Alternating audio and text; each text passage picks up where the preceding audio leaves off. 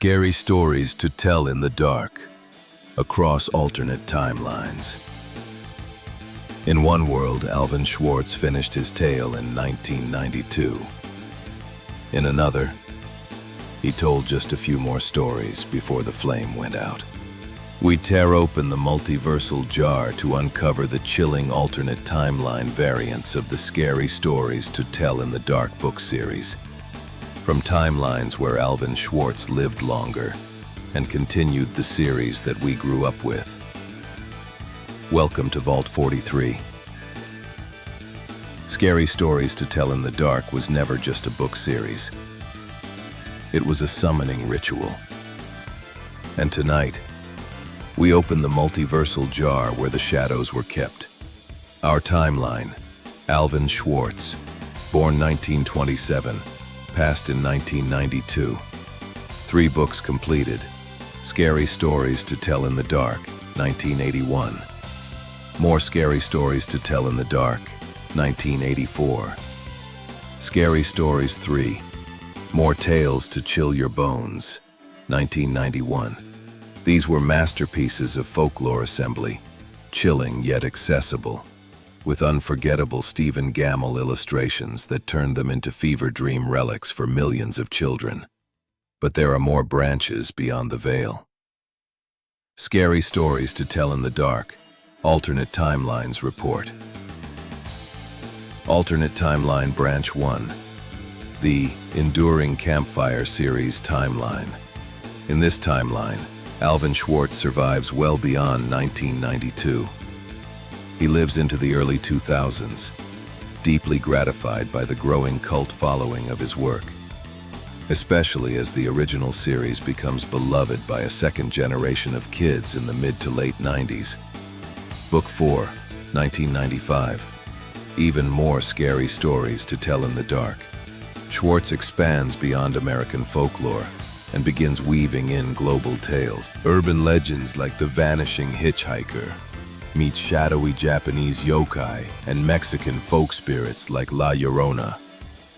You would have seen this in bookstores and elementary school book fairs.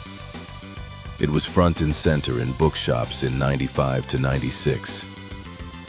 Book 5, 1998. Night Whispers, Scary Stories for the Brave. Aimed at the now teenage audience who grew up with the original trilogy. Stories grow darker, with themes of regret, old houses, and memory ghosts. Book 6, 2002. Scary Stories, The Last Campfire. His magnum opus.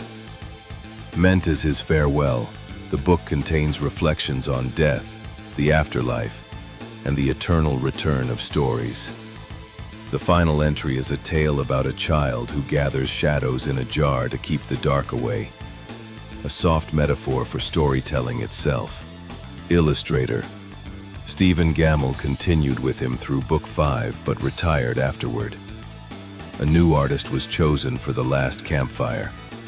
A style that honored Gammell but with a dreamier, more surreal palette. Alternate Timeline Branch 2, the Forbidden Tome Variant Timeline. This version's Part 3 is different. Here, the success of the first 2 books created a bolder editorial direction. The 3rd book in the series was never toned down. Instead, Schwartz and Gammell doubled down on truly terrifying material, blurring the line between children's horror and adult folklore. Book 3 in this timeline contains stories such as The Man with the Hollow Eyes, an original Schwartz tale, not folklore. The Sound Beneath the Floor, rooted in slave escape folklore, handled with haunting sensitivity. The Bell Witch, retold with unnerving detail. This alternate version of the trilogy was sometimes banned in school libraries, which only increased its mystique. The books carried a warning label. Warning, these stories may trouble your sleep. Read with care. In this world, the series achieved mythic cult status by the early 2000s, inspiring a campfire storytelling revival across North America. Alternate Timeline Branch 3, the Eternal Collaboration Timeline. In this strand, Schwartz survives and collaborates with other folklorists and even cryptid researchers in the late 90s. Books become anthologies that include modern cryptid sightings woven into campfire format, e.g., Mothman, Jersey Devil.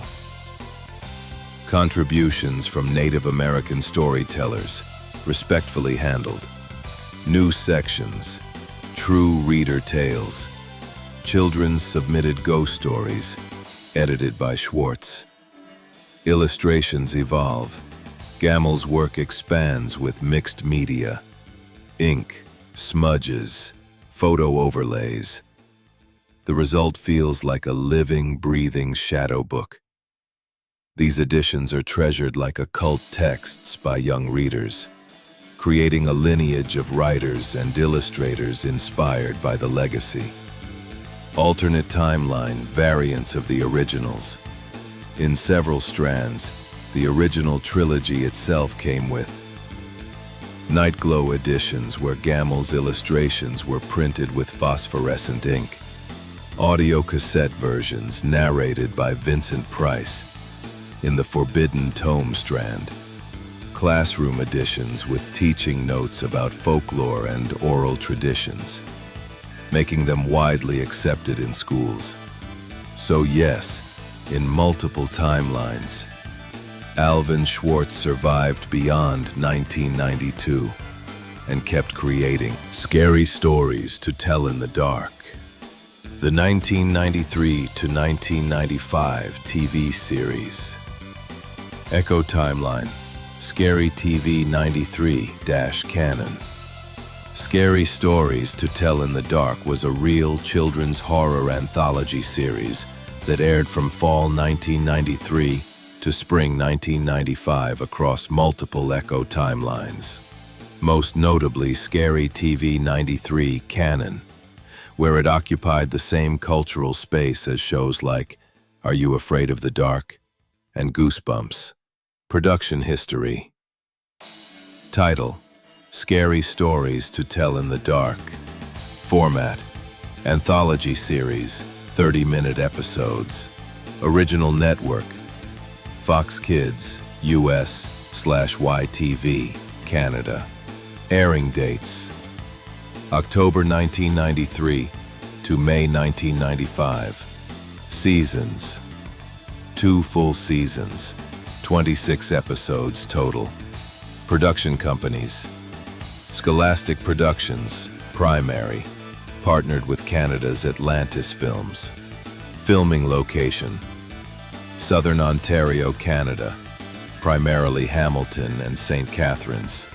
Age rating: TVY 7 with a scary themes content advisory, but never banned or pulled.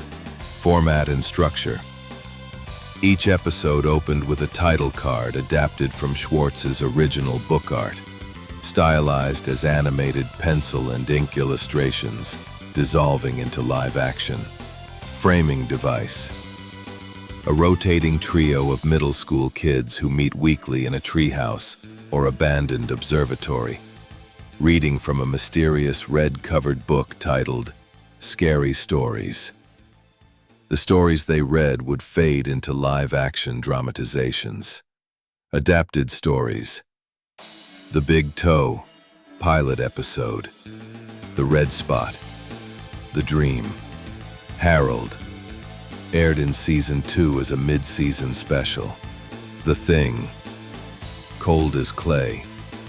The Wendigo, Mitai Dodi Walker, Season 2 finale. Visual style: influenced by early 90s Canadian horror TV. Fog machines, sepia filters, slow zooms, with Gamel-inspired set design and makeup that translated his art into physical form without relying on gore. Notable cast members: Echo variant, Liam O'Brien, yes, the future voice actor. appeared in 2 Season 1 episodes as a guest. Kathleen Robertson, before Beverly Hills 90210, played the ghost in the Haunted House episode. Michael J. Anderson, of Twin Peaks, narrated the Season 2 opening. Cultural footprint. Merchandise. VHS tapes of selected episodes were released under the Scholastic Video imprint in 1994. A tie-in companion book included storyboards and trivia from the show, titled More Scary Stories Behind the Camera. Fan reception. Consistently ranked just behind Goosebumps and Are You Afraid of the Dark in fan polls. Lauded for its faithfulness to the tone of the original books without insulting its young audience. Cancellation. The show ended after 2 seasons when Fox Kids shifted toward more action-oriented programming. Power Rangers, VR Troopers. Atlantis Films repitched it as a miniseries in 1997, but the revival was never greenlit. Good film versions. Echo timelines. While our 2019 film was divisive and lacked the anthology structure, alternate timelines produced far superior adaptations. Film Variant 1. Scary Stories to Tell in the Dark, 1998. Echo Timeline VAR Film Stitched, 98. Format. Anthology film. 3 distinct tales woven with a creepy frame story. Tone. Practical effects. Filmed in rural autumnal settings reminiscent of the Blair Witch Project meets Creepshow. Director. Wes Craven. Yes, really. Stories adapted. The Big Toe, Harold, and The Dream. Film Variant 2. Scary Stories, The Hollow Book, 2004 miniseries. A Canadian-produced TV miniseries faithful to the entire trilogy. Each night focused on one book with interwoven shadow theater transitions and whispered narration. The visuals used a mix of puppetry, rotoscoped animation, and ink drip transitions. Film Variant 3. Scary Stories 2020 Echo Cut, alternate version of the 2019 film. A cut where each tale is standalone, with interstitial narration by a librarian figure portrayed by Sigourney Weaver. Tone is darker, and Harold's segment ends the film with a haunting silent transformation scene that mirrors Gamel's art exactly. Bonus. Metai Doti Walker. Meaning. Vault record analysis. This phrase comes from Scary Stories to Tell in the Dark, specifically the tale of the same name, where a severed head approaches while chanting an eerie phrase, Metai Doti Walker, to which the boy's dog replies, Lynchy Kinchy Kali Mali Dingo Dingo. Vault interpretation. Echogloss residue. According to recovered vault folklore fragments, these phrases are likely derived from pre-collapse echogloss, an ancient dream language that appears across multiple timelines in folktale carrier shells. That is, nonsense phrases that feel like they mean something, but can't be traced to a single earth tongue. Likely structure.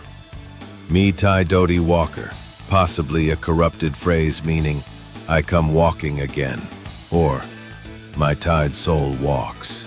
Lynchy Kinchy Kali Mali Dingo Dingo, possibly a ritual response or chant of recognition. In one Echo timeline, Echo Story Bone 3, these phrases match a spirit-binding nursery rhyme used to warn children not to speak to doppelgangers after dark. From a modern literary lens, the phrases evoke rhythmic, childish cadence, like fee-fi-fo-fum. They say if you remember a story that no one else does, you're the one meant to carry it. Let the vault remember what the world forgot. And if you're still scared of Harold, that means he never left.